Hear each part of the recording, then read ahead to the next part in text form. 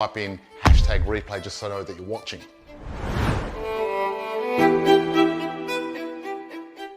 Property guru George Markowski from Positive Property Solution joins us now. George, good morning to you. How are you, George? Our goal, our unstoppable mission is to empower 10,000 Australians to create financial freedom through investing in property using the Markowski method.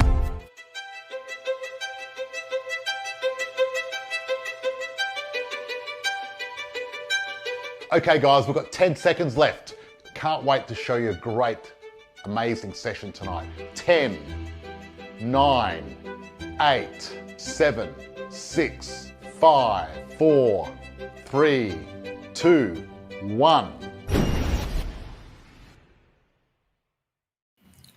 Hello, freedom fighters. Welcome to tonight's session. We've got David McGilly here from the Circle of Safety. David, I'd like to introduce you and welcome to the show. Hey, Christina, thanks for having me. Excited to do a really good show tonight. Fantastic. Awesome, guys. If you're tuning in and you've just joined us, we've got David here tonight. Now, David is our mortgage manager that has joined our Circle of Safety here at Positive Property. And David's going to be talking about some really important things in regards to investing and how to get the best loans. You know, how to set yourself up for success moving forward as an investor. If you want to grow your portfolio, there's some really important fundamentals that you need to know in regards to, you know, which loans you choose, which banks you go through. So we're going to be talking about everything tonight. Now, if you're joining us live, just type in the chat, hashtag live. Let me know that you're live. Let me know that you can see me, you can hear me, receiving us loud and clear. Or if you're catching us on a replay, just drop a hashtag replay. Beautiful. All righty, guys. So, David, you're the expert when it comes to finance, everything finance in regards to investing in property. Tell us a little bit about yourself, I guess, and when you first got into doing loans and how that sort of came about for you. Yeah, sure. So I've been a mortgage broker and own my own financial company for about 10 years now. Been in the broking space. I started my journey as a young person wanting to invest in property and sort of dealt with a number of mortgage brokers in the past and felt that I could probably do a better job at helping educate people follow the same path that I have. And so that's sort of how I sort of got into the industry. And over the years, we've helped, you know, thousands of clients, predominantly investors, really, because that's our target market, to help them firstly get into their first investment property and then obviously help them build their portfolio over time. So it's a great journey to take people on and show them what it is that they can actually achieve. Yeah, nice. Fantastic. I've got a little bit of feedback coming in from your side, David. I don't know if that's me coming through your phone or your screen there. I've just been told by one of our listeners. Sorry about that. That's okay. Hopefully it resolves. Yeah, we'll keep going anyway. So Sure. That's all good. But I think the most important thing we can sort of discuss is, look, fixed versus variable. It's a question I always get asked. Everyone wants to know the pros and cons. What are the benefits of going fixed? What are the benefits of going variable? I mean, me personally, I love going variable because if the market drops, interest rates go down, that means I've got the ability to then get the lower interest rate. And what I find is that 9 times out of 10, whenever you fix an interest rate, always like interest rates go down and then you're left and you sort of locked and the bank's making all this money and you're paying a higher interest rate. So it's like, oh, it's frustrating. Yes, yeah, 100%. It always seems to happen. There's always that one client. So obviously that's you, Christina, unfortunately. But yeah, it's a tricky one because, you know, and there's probably no simple response, as there's just a range of different factors that we really do consider when it's fixed versus variable. At the moment, rates are at all-time lows for both, you know, home loans and investment lending. And so what I like to do is really sort of apply an approach that really has a mixture of both, and you really benefit of getting the best of both worlds. So, you know, if it's for a home loan or an owner-occupied mortgage, then we're predominantly doing a lot of fixed rates because the rates are really cheap, but we're then pairing that with a variable rate component with offset accounts and all the features that you want to facilitate paying your loan down faster. However, if it's for investment, really at the moment we're finding a lot of clients are wanting to go fixed. And that's purely on the basis that investment fixed rates are significantly cheaper than the variable counterpart. And most people's strategy when it comes to debt repayment for an investment is that they either just want to pay the minimum amount or they want to pay interest only. And so a fixed rate really, minimises your repayments moving forward and helps you from a cash flow perspective. So there's probably no right or wrong answer when it comes to that. It's never black and white, is it? No. It's always a case of weighing up what is the best for your specific situation. Yes. And I think, when you're looking at variable versus fixed, you've got to weigh up if you're actually in the accumulation phase of growing your portfolio, because if you are adding and you want to get another 2 or 3 properties in the same year, would you then potentially go variable to look at using equity from your investment properties? Yeah, that's certainly something you can do. I guess the other thing you could look to do is if you do generate equity and you've got a fixed rate mortgage against that property, you could always create an additional mortgage split and keep your fixed rate component and then create a variable rate component to use that equity and buy your next investment property moving forward. So I think that's a great idea, because then you get the best of both worlds. Correct. Then you get, the benefits of the fixed, the lower interest rate, but then you're not quarantining your equity and locking it in so that you can't then use that and leverage that, because being able to leverage that is just so powerful in terms of wealth creation. 100%, exactly right. And you do look, I guess you do get the best of both worlds, by having that sort of combination of fixed and variable rates. So if you've got some surplus funds or cash flow that you're building up for your next property, you can put that in an offset account and save some mortgage repayments on those current properties. And then when you find that property, you've got that deposit ready to go for your next investment. So it's really important to have a mixture of both, I think, in the current environment. Absolutely. And I think it also depends on a range of factors, including what interest rates you are comparing, obviously, which banks you're going through, if you're going full doc, low doc. And we're going to discuss everything tonight. So you're going to get the lowdown. You're going to get the inside scoop here tonight on how to successfully grow your property portfolio and get the best combination of how to get the right loans. That's it. Which is awesome. So if we're talking about an owner-occupier, what would you be looking at doing in terms of, fixed versus variable in order to access equity to invest? Yeah, sure. So what I've been doing at the moment is we would look at their existing mortgage that they've got, and let's just use an example that they've got a house worth $1 million and a debt of $500,000.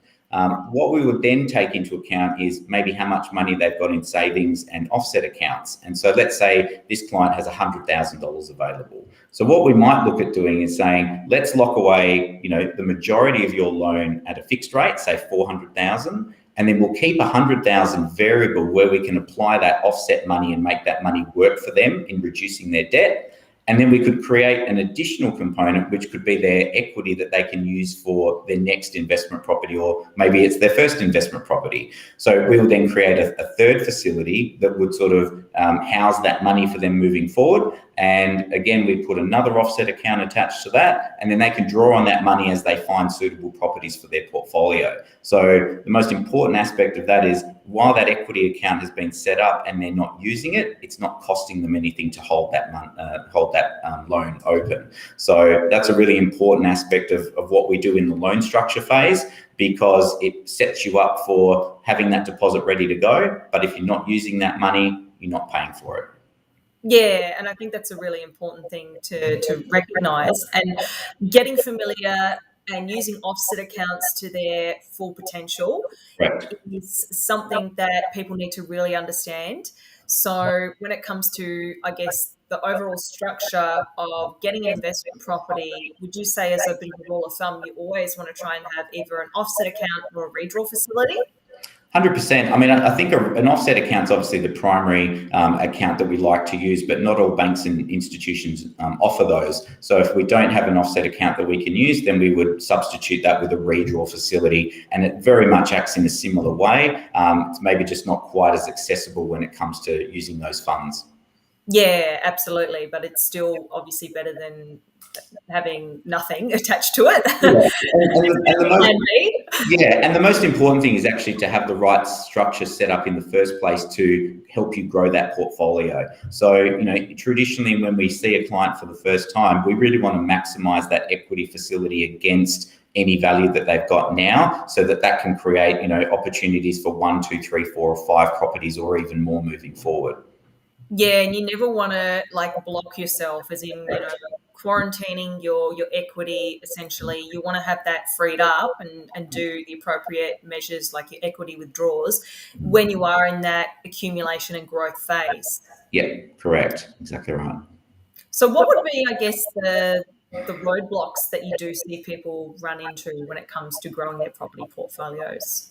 Look, certainly the first one is equity. I suppose, if you don't have sufficient equity in an existing property or cash flow to contribute, then you don't have a deposit to get into that first property. So without the equity or without a significant deposit, it's really hard to get into that first property. Once you start to get into that accumulation phase, the process actually becomes easier because, as we've all seen over the last number of years and throughout history in this country, property prices continue to double every 7 to 10 years. And so, after 2 or 3 years with a particular property, we might be able to access some equity, which will come for another deposit for the next property. So as people move through their journey and they accumulate more assets, that gives more flexibility and more opportunity to, I guess, access that equity and build their portfolio even further. I guess the biggest roadblock then comes is once you get to a certain point with a particular bank or lender, you really need to diversify your lending strategy to a range of other banks and financial institutions that might lend you more money than your existing financier. So it's really important to have the right structure and setup, and also have an understanding as to how banks and lenders assess your ability to borrow money. Yeah, absolutely. I think that's a really good point. So I guess that brings me to my next point. Would you look at doing interest only or principal and interest? And I guess if you could give me a few scenarios of where it might be better to go interest only versus principal and interest. I mean, generally, I find going interest only for investments is the way you want to go for cash flow purposes, because that means from a cash flow perspective, you've got a lot more money coming in that you can then put in your offset account, which offsets your loans. And there's probably only one scenario where I would use a P&I loan, and that would be for my principal place of residency, the house I'm actually living in, which I would consider, my bad debt. Yes. So I want to get the lowest interest rate possible and pay off that principal to, I guess, free up more equity to then leverage into more investments. Sure. Yeah, it's an interesting one. And again, of course, it depends on everyone's personal circumstances and situation. So I would agree with you that if you're getting into your first investment or second investment property, that interest only should always be the primary method of repayment. Guarantees a lower repayment, helps you build up some additional cash flow through the rental that's coming through. And as you said, you can use that for future deposits for properties 2, 3, and 4. The only reason why you might not go interest only is if you don't have any debt owing on your principal place of residence. So if you don't have any bad debt anymore and you're looking to accumulate property moving forward, then why not utilize some additional cash flow to pay the debt down on an investment? And then that will fast track your ability to extract some more equity moving forward and help you buy more property. Yes, it means that you end up making additional repayments. However, given how low interest rates are at the moment and given how good rental yields and rental returns are, we're certainly seeing with a lot of our clients that those that are paying principal and interest are actually still having the majority of their mortgage covered by their tenants because rates are so low. So there's certainly a good opportunity to mix and match, but it really does come down to your personal situation, I suppose. It does 100%, because I've seen members who have, been able to free up a lot of serviceability and, in layman's terms, be able to borrow more money from the bank to grow the property portfolio, by getting investment properties with a P&I loan, even though ideally they really want to go interest only for cash flow, but they're able to borrow more money to get their next property after that one because they have gone the route of the P&I loan. And I would say, look, doing a cash flow calculator, and you've got the investment property, do a cash flow calculator on a principal and interest, and then compare it to an interest only, but also compare how much more money the bank will lend you if it's, substantially more to get your next property after that. Because now we're thinking strategy. We're not just here to look at the one investment. We're here to help you get to potentially 10 if that's your goal. I don't know what your personal goal is. It's funny, I was talking to a member today and he was sort of saying, oh, well, what's your goal? How many properties do you want? And I said, my goal, and this might sound crazy, is 40 before 40 or 40 by 40. Wow. Because I really want to, have that goal and have a massive goal to invest in and create an amazing, passive income. So, I mean, look, I'll probably have to do some of my loans P&I to free up serviceability. Hopefully not. I mean, if I had a magic wand that I could wave, I'd do all of my loans, principal and interest, and all of them variable. That black and white, guys, and that's what I think we're here to discuss. There's so many nuances when it comes to investing and understanding the ins and outs of it. That's why you really need a circle of safety like David here to help walk you through and guide you through the best path to be able to maximize your specific situation. And it is such a case-by-case scenario of where, you will need to compare what's going to give you essentially the biggest bang for your buck when it comes to your goals and what you do want to achieve. Yeah, and look, we've certainly seen a range of different examples over the last 5 or 10 years where it's worked, that the structure of an interest only has worked really well for a client, and then a principal and interest structure has worked in a very effective manner as well. The one thing I'd probably say about the difference between P&I and interest only is that if you go 5 years interest only on your 30-year mortgage, once you get to that end of the 5-year term, you then need to pay the rest of the debt down off in a significantly shorter period of time. And sometimes life gets in the way and circumstances change and you might not be able to refinance that debt. And so if you end up paying a significantly higher repayment over the rest of that mortgage until you can refinance and maybe re-extend that interest only with a different lender. So it's really about having as you said, a balanced portfolio and a balanced structure and strategy so that you can cross these bridges when they come. Absolutely, because look, investing's not easy. Put it this way, if it were easy, everyone would be doing it, right? Right. And there are challenges along the way, but that's why it's important to have the right team to help you navigate that. And, it's one of those age-old questions, interest only versus, principal and interest, variable versus fixed. We need to figure out what's the right move here. Yeah. So, and I was going to say, especially with, when people are predominantly buying new properties that are getting fantastic levels of depreciation and gearing as well, a lot of clients adopt strategies through their accountants and their income tax return where they can do tax variations, which put money back in their pocket on a weekly basis from their pay. And so that can cover any potential shortfalls that they might have by paying principal and interest as well. So there's so many different things that you can do to really tailor your solution to make it work for you. And obviously that's what we're here to help out with. Yeah, 100%. That's a really good point. And, when you are in that growth phase, you really do need to be thinking, about your second, third, even your fourth investment property. You need to have that future projection out of, okay, if this is what I'm doing right now, how is that going to look when I get onto my second property and then the third one, then the fourth one, and really get a plan right now to be able to do what you need to do. And the final thing I'd say about that, and that's a really good point, is that you can actually easily convert from interest only to principal and interest if you choose to do so. But going the other way is a very difficult thing because it requires a reassessment from a bank or a credit officer. So if you set something up interest only and then you decide that based on your cash flow, you're comfortable making the additional payments, it's a really simple process to switch to P&I. However, does it surprise me, David, because the bank wants you to go.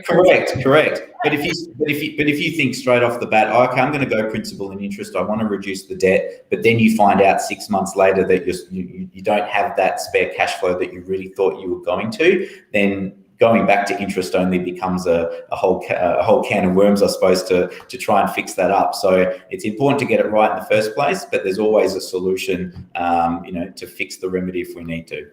Yeah, 100%. That's good to know. And I get asked this question a lot. So anyone who's getting like an interest-only loan for their investment, they're like, oh, but it expires in, 2 or 3 years. Yeah. And to that, I'm like, well, wouldn't you just refinance and get another interest-only loan? Because you want to keep growing your portfolio anyway. So you're going to have to refinance to do equity withdrawals. Yeah. You might as well just do that and refinance and go another fresh interest-only loan.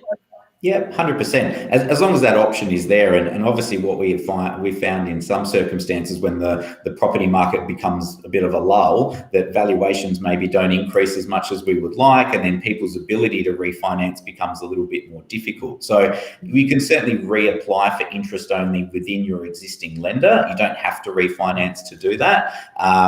It might just involve them confirming that you're still in an ability to borrow that money with that particular bank. So it certainly can be done without having to refinance. But yeah, you're right, Christina. If there's an option to really extract that value and equity and go on to property, the next investment, then that's certainly a strategy to take. Yeah, beautiful. We've just had a question for you, David. Is it best to get a pre-approval before getting an investment property, or should I wait until I find a property and then apply for the loan? Yeah, look, this is a really good question. I would always try and get at least a pre-approval in place so that we know that moving forward, you've got confidence that you're going to be able to complete the transaction. The market's really hot at the moment. I think we've all experienced that. And so sometimes it's hard to have a vendor wait for you to get that pre-approval in place before sort of going unconditional on a contract. But if we build in the time and we build in the process to set you up so that you know exactly how much you can borrow, and we have confidence in that, then that's just going to be the best for everyone from an outcome point of view. Yeah, fantastic. Excellent. Yeah. Let's see if I've got any more questions here. Okay. This one. So can you access the passive income if you set up through your super? I'd say that's more a question for a SMSF person, but David, I'll let you have a crack. Access passive income if you set up, so passive income through property if you've done it through your self-managed super fund? Yeah, I think that's what they mean. Yeah, that's probably more of a financial planner question, but you obviously can't access anything in a self-managed super fund until you hit retirement age. So any additional income or equity that you build up, you can't access that until you do hit that preservation age, as they call it, or retirement age. Yeah. So you could essentially get a passive income. It would just be inside of your SMSF. Yeah, you can definitely get it. You just can't touch it until you turn 65 or 75 or whatever the new retirement age is these days. Yeah, it keeps going up. Every few years it shifts. They shift the goalpost. That's right. Definitely. Yeah. So that's really interesting to learn more about getting the pre-approval as well. And I generally find the way I like to invest is get a property, then get the loan, because then I know which banks I need to go through to get the valuations and everything else like that working, because it is a bit tricky sometimes when you're buying brand new investment properties. Yep, exactly right. The only thing about that as well is that if someone is a first-time investor and they're accessing equity from, say, their principal place of residence, then we really like to make sure that we've got the valuations on those properties locked away so we know exactly how much equity they can pull out and how much they can put towards a property, because often clients have an expectation about what their property is worth, and then the bank has a completely different expectation of that valuation. It's got a different idea, right? Yeah. So it's really important to have that sort of conversation up front, and we've got so many different reporting tools that we can use for valuations, which you've already seen, Christina, and so we adopt that to, I guess, make that process as fast and seamless as possible. It's pretty amazing, and look, David is really good at getting high valuations. So that's one of your superpowers, I think, and it's good to have that power. Yeah, we've had some good outcomes so far with clients that thought they were maxed out from an equity point of view, and we've suddenly turned around and given them another 250,000 worth of equity based on their current portfolio. So it's helped them go for properties 3, 4, and 5 much faster than they thought they were going to be able to achieve it. Oh, 100%. I love getting amazing results. So this is from Nico here. If you've got about 40k equity but had to do LMI for the original loan, will the banks allow you to borrow again quick if you've refinanced the existing mortgage, or do you need a certain amount in your offset? I hope that makes sense. Yeah, I think so. So I think you're saying that if you've got a little bit of equity that you've built up from a house you've recently purchased or recently refinanced, are you able to access any increase in value even if you've only had the loan for a short period of time? Yeah, certainly you can. It all depends on what the valuation of the property is by the particular bank. Ideally, if you've already paid mortgage insurance on a loan recently, we would go back to that existing lender and see if we could get a better valuation to access that equity. Because if you do refinance again and you're still in mortgage insurance territory, you actually have to pay mortgage insurance all over again. And that's a waste of money. I hate paying mortgage insurance if we can avoid it. And paying the same mortgage insurance twice is a bit of a cardinal sin. So ideally, we go back to the existing lender and see what they can do. And if it's a question of not quite having that right valuation yet, well, maybe we just wait another 2 or 3 months and wait for the valuation system to catch up to actual market value. Yeah, and that's a really good point. What I tend to find is that most banks and the valuers that they send out, they tend to be anywhere from 6 to 12 months behind actual market sales, which is crazy because market sales are going like bang, they keep skyrocketing. Yeah. So there's plenty of comparables out there. But especially the big banks like CBA, NAB tend to be on the much lower side of giving, true valuations. Yeah, we certainly find that the major banks are fantastic for established property because there's a lot more data, as you said, around comparable sales and recent values. But for newer properties, yeah, we often find the big banks just aren't up to speed with where the true value of the market is. Yeah, absolutely. And I think we'll touch on that a little bit later in today's session because I'm sort of jumping ahead No, of what we want to talk about. But I hope that answers your question, Nick. So there we go. So does having an interest-only loan help me borrow more as monthly repayments are lower compared to principal and interest repayments? Good question. Very good question. The answer is actually the other way around. If you've got interest-only loans, it limits your borrowing capacity by a little bit more. And this ties back down to what I mentioned before about if you've got interest only for 5 years, then pay the rest of that debt over a shorter period of time. And the banks don't take interest only into account. So they'll assess your current mortgages over a shorter period of time, which reduces the amount of money you can borrow. Now, the one sort of outlier with this is there is one particular non-bank lender that we like to use sometimes, and they will accept your actual repayments of your existing mortgages for serviceability. So if you're paying $1,000 a month interest only, they'll use $1,000 a month in their servicing calculator, whereas every other bank or lender might take $2,000 a month or $2,500 a month. So if you think about that variation, it's a huge positive in terms of your ability to borrow more money. Yeah, okay, great, fantastic. We've had a really good point. I wonder if this is by one of our members. They've said if it's an investment property, the LMI tax deduction, so you don't pay the tenant and the taxman does. Yep, that's true. So with our strategy, we're getting the tenant and the taxman to pay your LMI. Yep. And it's never a black and white thing where, okay, yes, you should pay LMI to get into the market and grow your portfolio, or, waiting. And because the time that you do wait, and if you have to wait potentially another 2 years, the market's already gone up 50 grand by then. So you're missing out on that potential equity. Yep. So from a perspective of, I guess, of getting into the market, growing, getting more property, as long as you're using a cash flow calculator and looking at the numbers and assessing it logically, if your tenant and your taxman are essentially paying your LMI, then it's irrelevant whether you pay LMI or not, would you say? Correct. And LMI is a tax deduction over a 5-year period. So if you pay $5,000 in mortgage insurance, you deduct it at $1,000 a year. So in theory, the mortgage insurance, based on depending on what your taxable income is obviously significantly less than what you pay. I think a lot of people have traditionally seen mortgage insurance as a bad thing.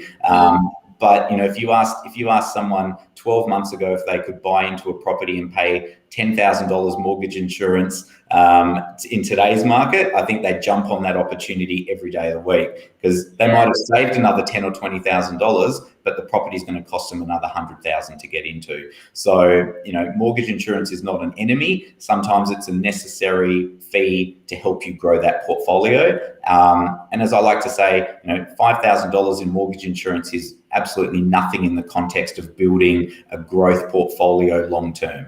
Oh, 100%. It's a drop in the ocean compared to the money that you're going to make in the property market with your properties going up over the next, several years. Yeah.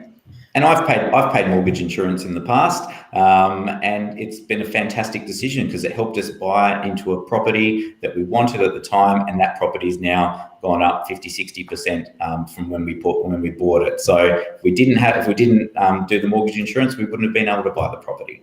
Yeah, wow. So that just goes to show that mortgage insurance is essentially like pocket change now compared to the money you have made on that property, right? Correct. And but it was about $20,000 in mortgage insurance at the time, so it wasn't a small amount of money. That's substantial for mortgage insurance. Yeah, but certainly on the higher end. But as we said, we've made 30 times that in equity in the last 6 years, so it's the best money I've ever spent. Hey, that's a no-brainer to me. Absolutely. Wow, that's incredible. So thank you, David and Christina. Some great nuggets learnt tonight. Amazing. Well, thank you for tuning in. Oh, we're so glad to have you here. Awesome. So now I want to talk a bit about, I guess, low doc versus full doc. What's appropriate for what scenario? And when would you use a low doc versus full doc, in what scenarios? Sure. So, I mean, a full documentation loan is probably the most traditional form of lending, and 95% of people will probably adopt this approach. So your standard PAYG earner with pay slips, or someone who's self-employed that's got many years of financials and tax returns that they can show a bank. So obviously the ideal scenario is that we can use a full doc approach, because the rates are cheaper and the amount of money that you can borrow from a leverage point of view is higher. But not everyone's in that position. So for people, predominantly business owners that are self-employed, there are alternative ways of getting finance without having to show that full level of documentation. So there's an alternative method called low doc, and that means you can provide a lesser form of income verification but still get finance. So, that might be an accountant's letter, that might be BAS statements for the last 12 months, that might be business banking statements that show income coming in from your business, but it's not that 100% picture of your full financials of your business. So ideally, we try and, highlight a solution where people can borrow under full doc conditions. However, if they can't, then there is a solution for everyone. They might just need to put in a slightly higher deposit, and they might end up paying a slightly higher interest rate to achieve the same goal. Yeah, so I know with a low doc, you can't do a 10% deposit. So that sort of rules out those lower deposits that people might have as an entry point into the market. So is it 20% that you need to be able to go low doc? Yeah, 20% is probably the absolute minimum that you'd need to put in. And obviously have your ability to pay stamp duty and other potential fees on top of that. So it may end up being closer to 25% by the time you fund a particular property. But we've certainly seen a shift in, the old low doc days compared to today's low doc days. I think, people that associate low doc loans are thinking they're probably still paying 6 and 7% interest rates. But the reality is it's really only a 15-20% uptake on what you would get by providing a full doc package. So there's a lot of fantastic options out there for every different borrower. Yeah, that's a really good point. And I think from like the perspective of being a business owner as well, I generally have to look at the low doc option, which doesn't really faze me, because if you've got the 20% deposit, even though it's a slightly higher interest rate, it doesn't matter, because I do my cash flow calculator. I see, how much my property is going to be making me per week, and then let the numbers do the talking. It's really as simple as that. You really have to put your investor's hat on whenever you're comparing anything. And interest rate is actually not my pivotal decision-making point when it comes to buying a property. It's really low down on the list, funny enough. And it's interesting that a lot of people really hone in and focus on, I need the lowest interest rate to be able to get the best loan. But it's not black and white like that at all. No, 100% agree. I think the biggest shift we see in what clients ask us between your one property owner compared to your multi-investor is, your one property owner just wants to know what an interest rate is, whereas your investor generally doesn't care as much. They just want the best structure and the most appropriate way of building their wealth long term, because as you said, they realize that the interest rate is far from the most important thing when it comes to structuring your finances. Yeah, 100%. It's definitely, not up there as the most important thing at all. It's a lot lower down in my hierarchy of decision making. Yes. Getting a bank to lend me the money is my biggest priority, and getting that property that I know is going to double in 7 years is far more of a priority than paying a slightly higher interest rate. And I even found that, the low doc loan interest rates weren't even that different from a full doc. No, exactly right. And the other thing we haven't touched on within this is there's often, people or clients that come to you that might have forgotten about a phone bill that they didn't pay 5 or 10 years ago, and it sort of has a slight impact on their credit file. There are certainly lenders out there that will still take borrowers that have got credit impaired scenarios. Once again, there's a solution for everyone, and so you may end up paying a slightly higher rate or having to restructure things in a certain way, but don't let small tarnishes in your past stop you from building that portfolio and moving forward. Yeah, absolutely. That's a really good point. Fantastic. So low doc versus full doc. Definitely, if you're a business owner, look at your options, and if getting into the market, the best way to do that is potentially going low doc, then just look at your cash flow calculator, put the interest rate in, do the numbers, and make sure you're basing all of your decision making off what that cash flow calculator is saying. 100%. Beautiful. So how much would it take to get into the market if we're looking at a full doc loan, and if we're looking at a purchase price of potentially $430,000, if we're trying to get in with, as little deposit as possible? Sure. Putting my math skills to the test here, Christina. 430. You could have given me a nice round. I could have picked a nice easy, like 400. Why don't we do 450? I'm being realistic now of the entry point into the market, which is about 430. So that's why I picked that number in particular. It's all right. Maths is my favourite subject, so it's okay. Look, the cheapest way, or I guess the lowest deposit way to get in would be to put in around a 10% deposit, so $43,000 in this instance, and then you'd also need to be able to put in money for stamp duty. Now, stamp duty varies depending on the type of property that you're looking to buy, as well as I'm sure your members all know. So if you're buying a house and land package, you only pay stamp duty on the land as opposed to the complete package. Whereas if you buy a townhouse or an apartment or even an established property, you pay a full amount of stamp duty. So we would always provision, let's say 5% for stamp duty, but that varies from state to state. So minimum amount's probably 15%. And with that, you'd end up paying mortgage insurance as well. But so realistically, you're looking at around sort of, $60,000 as a minimum contribution for something around that 430 to 440 mark. If you've got the equity and the ability to put in a 20% deposit, then you can certainly do that, and you won't have to pay the mortgage insurance or other fees. But that might compromise your ability to borrow for more properties moving forward if you use too much of your deposit up front. So it's really about understanding how many properties you want to get to and how much equity you've got up front, and then sort of maximizing your strategy that way. So right. I'd rather maybe put in 2 deposits at 10% than 1 at 20% and allow myself to get 2 properties rather than 1. Absolutely. Yep. I'm of the same opinion there. Why get one property when you can leverage and get two properties? And with that stamp duty, can you use the loan to pay for that, so you don't need to save up that extra in your deposit? No, unfortunately not. You've got to have that money up front. So there used to be, you know, the good old days of 107% loans back in the early 2000s, where there was the ability to do that, but unfortunately not today. The good old days are gone, guys. That's right. That's right. But there is one other good one. If you're lucky enough to be part of a certain profession, some lenders do offer, I guess, some additional carrots to bring your business there. So if you're an accountant or a lawyer, or you're part of a medical profession, they've got certain policies out there that allow you to put in a 10% deposit and not have to pay mortgage insurance. Yeah, I just asked that, Gemma, can you use equity to pay the stamp duty? No. I literally just asked that. No, So, you can use equity. You can certainly use equity to pay stamp duty. You just, you can't obviously borrow against the property you're buying to pay the stamp duty. yeah. Okay, great. Fantastic. Awesome, guys. Well, we're just about done with this session. We've got to head on over for our private chat with our inner circle there. We're doing our weekly chirp. So any of our members, we're going to be heading on over to the private session very shortly. But thank you so much for coming on tonight, David, and sharing your wealth of knowledge. It's been an amazing session.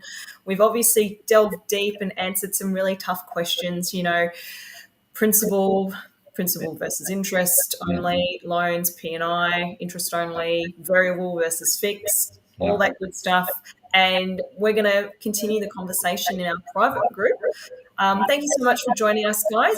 If you'd like to know more about how you can get in touch with our Circular Safety, just put hashtag Circular Safety, and someone from our team will reach out and tell you about the next steps. So once again, if you're watching us live, put in hashtag live. If you're catching the replay, hashtag replay. Put in hashtag Circular Safety if you'd like to connect and find out more. And we'll see you guys next week. Thank you so much for joining us. Fantastic. Thanks, Christina. Thanks, everyone. Thanks. Have a good night, guys. Bye-bye.